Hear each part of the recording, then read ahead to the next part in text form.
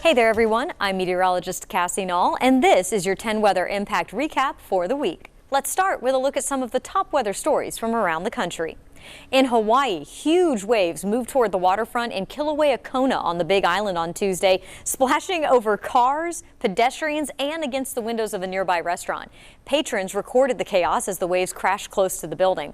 Official wave observations in the area were 4 to 6 feet, but some of them were likely higher, according to local meteorologists. These waves were a peak of a swell generated by a strong weather system south of New Zealand last week. And speaking of large waves, imagine your home being on the verge of falling into the ocean. That's the situation for one house along the coast in Massachusetts. Our affiliate in Boston has been tracking the potential concerns with the location of this structure for years. But while this story is only about one home, many neighbors believe it's a symbol of the changing conditions that could affect more communities in the future. Eli Rosenberg shares the story. For David Moot, this house had so much potential, so much promise. Look at it now, though. It's on the verge of falling into the Atlantic Ocean. There's a race to figure out what to do here. This home illustrating a much bigger issue here on the Cape. For this East Ham home, time has not been kind. It is almost impossible to live any closer to the Atlantic Ocean. And what was once a blessing has now turned into dangerously living on the edge. We first met David Moot in 2024. I truly feel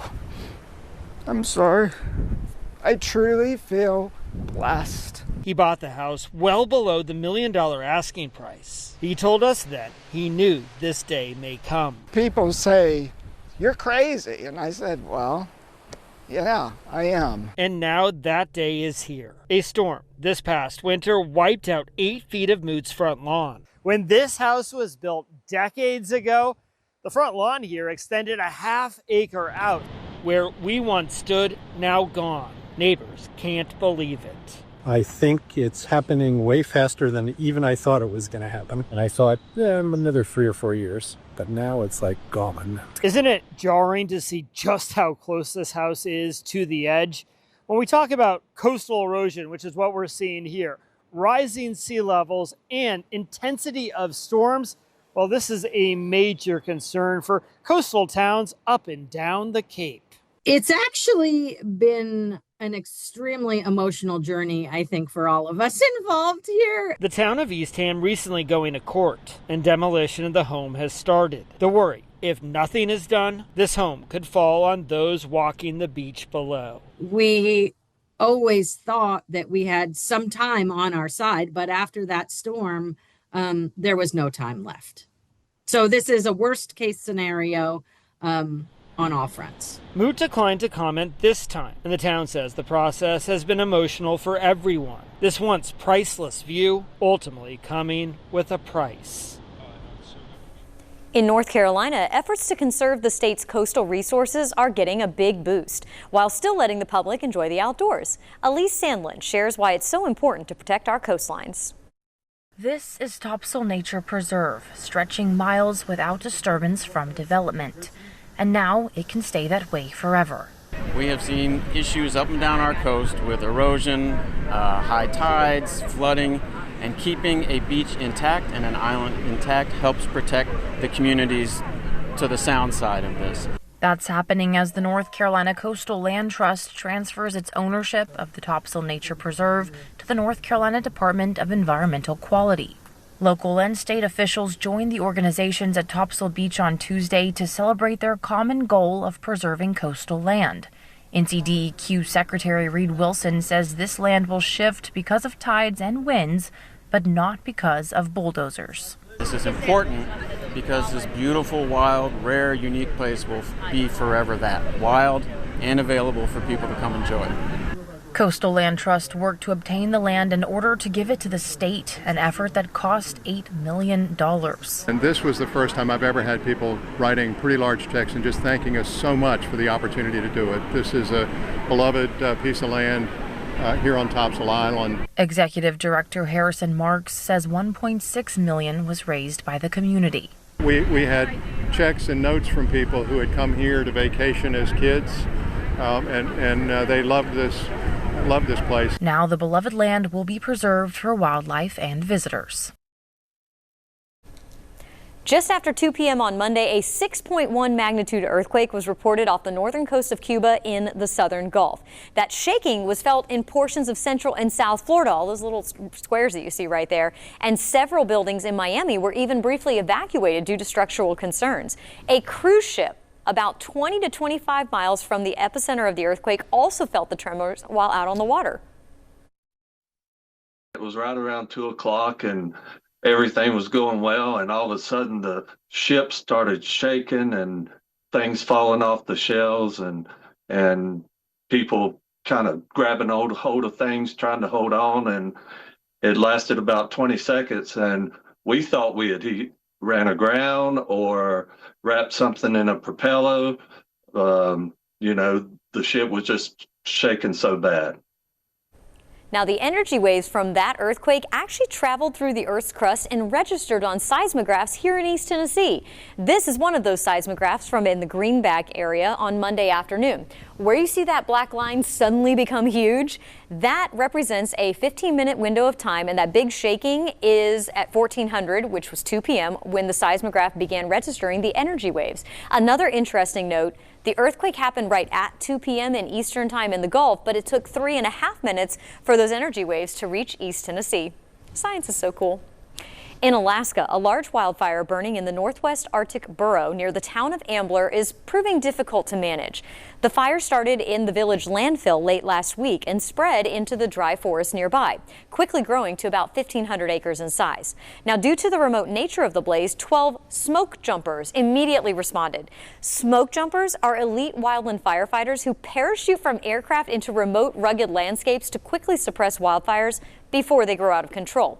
Because these locations lack road or trail access, jumpers hike in and are entirely self-sufficient for the first 48 to 72 hours on the ground, which is so impressive to me. And as of this recording, that fire is about 40% contained. Wildfire smoke may be causing more damage than previously thought. That's according to a NASA-supported study published last week in the journal Science. Researchers found that smoke from wildfires is driving increases in smog across much of the country. They say smoke releases gases that can increase ground-level ozone pollution as the plumes mix with other pollutants and can travel thousands of miles away from the active fires. And no surprise here, the study also found that wildfires have had the biggest impacts on air quality in the West and the Midwest.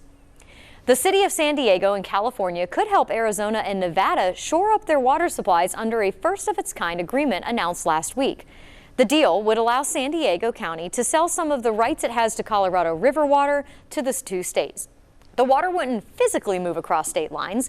Instead, San Diego would draw less water from the river, leaving more water available for others. Officials say it's the first large-scale water trade between states that share rights to the Colorado River. The agreement comes as areas of the West face worsening drought conditions, with reservoirs, including Lake Powell and Lake Mead, nearing critically low levels. Continuing with water supply concerns, in Nevada, nearly 40% of the residents in southern portions of the state near the Las Vegas area received their water from the Southern Valley Lateral Pipeline. Completed in the 1990s, that pipeline was built before much of the South Valley was developed. Now, with more than 1 million residents relying on that pipeline as their water source, there's concern about what would happen if that lifeline had to be taken out of service. A new bill signed into law last week will allow the Southern Nevada Water Authority to build the Horizon Lateral Pipeline. The project will create a second water pipeline running along the southern portion of the Las Vegas Valley beneath the Sloan Canyon National Conservation Area. This project will strengthen the reliable water supply for residents and businesses in the Las Vegas Valley.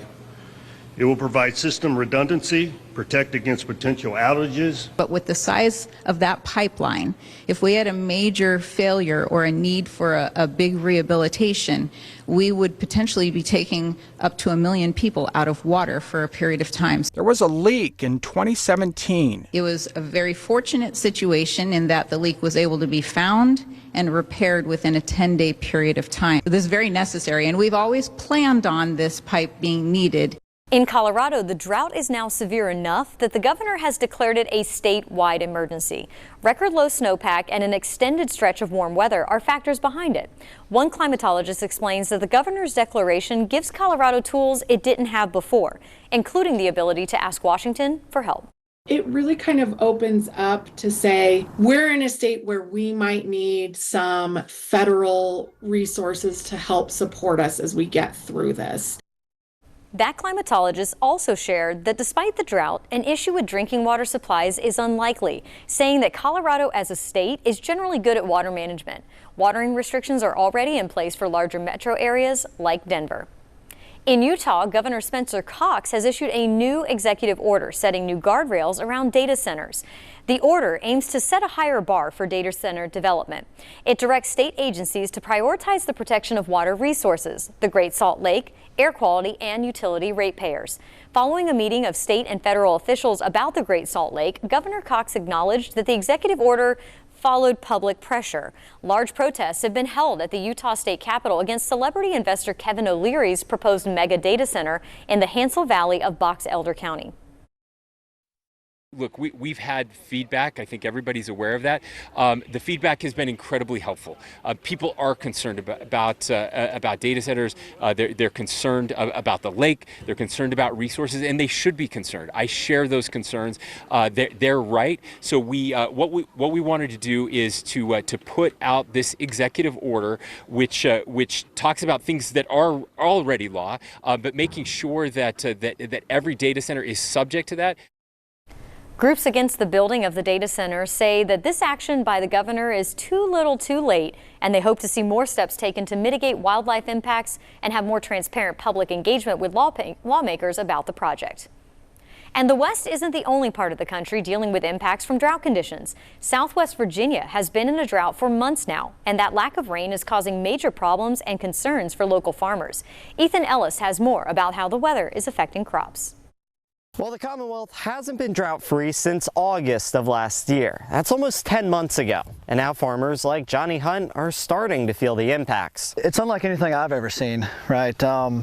This drought has really put a lot of things into perspective for us here in Southern Virginia. And Hunt says farming is an exact science, down to the very last row of crops planted, meaning a drought has the potential to have far-ranging effects on his farm. I control which genetics of seeds that I want to be on which different farms for different soil types.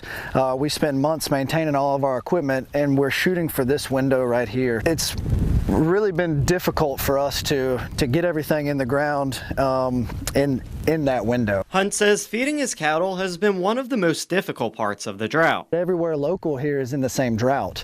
So now we're having to look at maybe bringing in hay from out of state. This doesn't just stop right here with us farmers. It affects everybody down the line. See just how dry the soil is here. It's very crumbly and very flaky. But despite the soil being this dry, a lot of rain might actually do more harm than it would good. If you have heavy rainfall in a quick amount of time, it can very easily lead to flash flooding. It can still damage crops, and so you want it prolonged over a period of time. WSLS meteorologist Edward Shaw has been tracking the drought since it started. He says the future looks more promising. We're starting to get into a little bit more of a pattern where we have moisture flowing from the south along with some heat.